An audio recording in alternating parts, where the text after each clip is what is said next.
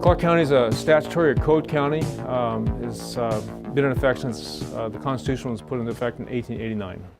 And that provides for one specific type of county government structure with 3 elected county commissioners and then a number of ministerial elected offices as well: assessor, auditor, treasurer, clerk, sheriff, prosecuting attorney. We have about 40 some different governments in Clark County, but at the county government level we have 3 commissioner districts, and then each of those commissioner districts we have 1 county commissioner who represents the people in that district. In 1890, Clark County had a population of around 11,000 people, and then again we had the statutory form of government with 3 county commissioners, and then today we have a population of approximately 438,000 people, again continuing with 3 county commissioners. So the county commissioners have both legislative or policy-making responsibility as well as the executive administrative responsibilities. So they set policy for county government, they pass ordinances, they do all the land use planning issues, as well as being responsible for the administrative tasks of the county. So when it comes to building a bridge or paving a road or issuing a dog permit, animal license permit, there are 2 forms of county government in our state. One is the statutory or code county that we discussed earlier, and the second is the charter county or home rule county. And home rule county and charter county are 2 terms that are used synonymously. They mean pretty much the same thing. And we currently have 6 charter counties in this state. And so charter counties give the citizens of those counties some options, some flexibility as to how they can design their county government.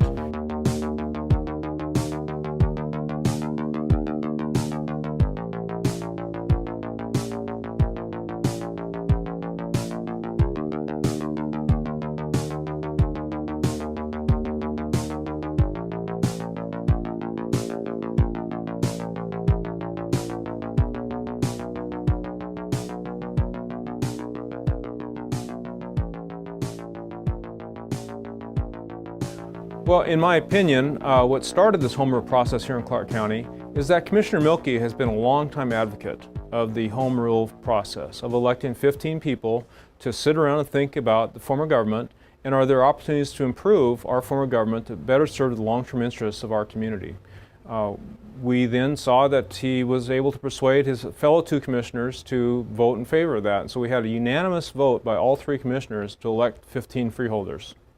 We had 123 people file for those positions. A few people withdrew, so we now have 109 candidates. And then this November, on every voter's ballot, they're going to see 5 positions. So if you live in Commissioner District 1, 2, or 3, and everyone lives in one of those commissioner districts, on your ballot, you're going to see 5 positions, 5 different races, with the number of candidates for each of those races. And you as a voter will have the opportunity to cast your ballot for 1 person in each of those 5 different races. And after the freeholders are elected, they will meet. They will meet in public meetings. Those meetings will be, because they're public meetings, they are elected officials just like a commissioner is, just like a state legislator is, and they're subject to the open public meeting laws just like every other elected official. So they will decide where they're going to meet, they're going to decide when they're going to meet, and they will decide what the agenda of each of those meetings are. And they will discuss the various options, the various features that they can include in a draft charter. And the freeholders will be trying to think about what is in the best long-term interests of our county in terms of the structure of their county government. And then if they do agree on that draft charter, it will be presented to voters for voters' consideration. And if a majority of voters approve that, then that charter will be enacted. Well, if we look at these other counties that have changed from statutory or code counties to charter counties, I think what you've seen is that the freeholders and the citizens there have been interested in creating a form of structure that created more transparency, more accountability, created more checks and balances in their county government. They have typically increased the number of commissioners or council members. They've changed electing them from the district as opposed to electing them countywide.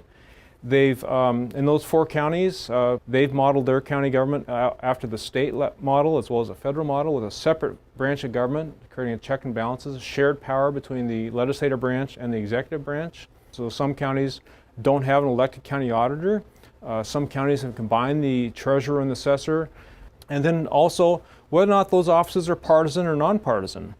Another common element among these counties are the powers of initiative and referendum at the local level. And there's some details about how those initiative and referendum actually work, but they all have initiative and referendum powers at the county level. So the initiative gives citizens the opportunity, direct lawmaking authority. They can, if a number of citizens sign a petition, the question will be placed on the ballot, and then voters can say yay or nay to that question. The referendum allows voters the ability to pass judgment on either on a law that the legislature has passed, or the legislative body itself can refer questions out to the voters for their consideration.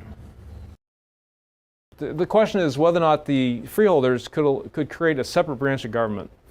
And they certainly could. In fact, the 4 charter counties that I referenced, Pierce, King, Snohomish, and Whatcom, all do have a separate branch of government where the executive administrative powers reside, and then the county council is responsible solely for legislative and policy-making authority.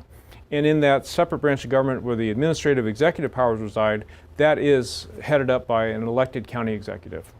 The plus is transparency and more open decision-making, more accountability. Maybe the con is that it can take longer to make decisions. And then, of course, it depends on how you structure it and how people are paid. But you could decide to pay everybody a whole lot of money, and you could increase the expenses, the overall cost of this. But you could also structure it in a way that the overall cost was no more than our current structure. And in the again, in each of these 4 counties that have that branch, that form of government in our state government, there are checks and balances between those branches of government. So the first one starts with the most powerful one, which is setting the budget. And in government, budget is everything. Typically, the county executive proposes the budget, but the county council approves the budget. Another check and balance in the system is that the county council passes ordinances. The county executive can either accept those ordinances or can veto the ordinances. And then if it's vetoed, it's subject to a supermajority override of that veto. When the county executive goes to hire a department head, that hiring is subject to the approval or the rejection by the county council. And then finally, the county council has subpoena powers. They can force any county employee to come before them and provide evidence and testimony. So those checks and balances are options that the freeholders can consider to include in the charter for Clark County. There were previous attempts in Clark County regarding freeholders in the charter county. In 1982 and 1987, there was a question on the ballot as to whether or not we should elect freeholders. Not the positions themselves, but simply the question of whether or not we should elect freeholders. And those questions failed, and freeholders were not elected, and so the whole effort just died right there. In 2000, by the commissioner's direct resolution, on the ballot there was the opportunity to elect 21 people as freeholders. Why wasn't the charter approved in 2002? Many people, myself included, think that putting 4 questions in front of the voters was confusing. And with only 187 votes being the difference between passing and failing that charter, will be interesting to see if the freeholders are able to agree on a form of government for Clark County, and it will be interesting to see what voters in 2014 or 15 think. In 2013, with 123 people filing and then 109 people on the ballot, there was a lot of interest in making a change. What citizens expect from their government is transparency and accountability. And the way you get transparency and accountability in government is through structure. Greater structure, greater separation of powers, shared powers between different branches of government, as we see in our state level or federal level, again, those 4 charter counties, does result in more process. And more process can result in it taking longer to take action. And that's really the trade-off you make for greater transparency and greater accountability. So Clark County voters have an amazing opportunity. It's maybe not once in a lifetime, but pretty darn close. We get the opportunity to help define what our county government could look like for the next 50 or 100 years. We get the opportunity to think about what we believe will be in our best interest for the next 50, 100, 200 years. And the people who get elected freeholders are going to have a big say in that. Ultimately, it comes back to the voters, but right now we have an opportunity to elect people who we think will work for the best long-term interests of our county.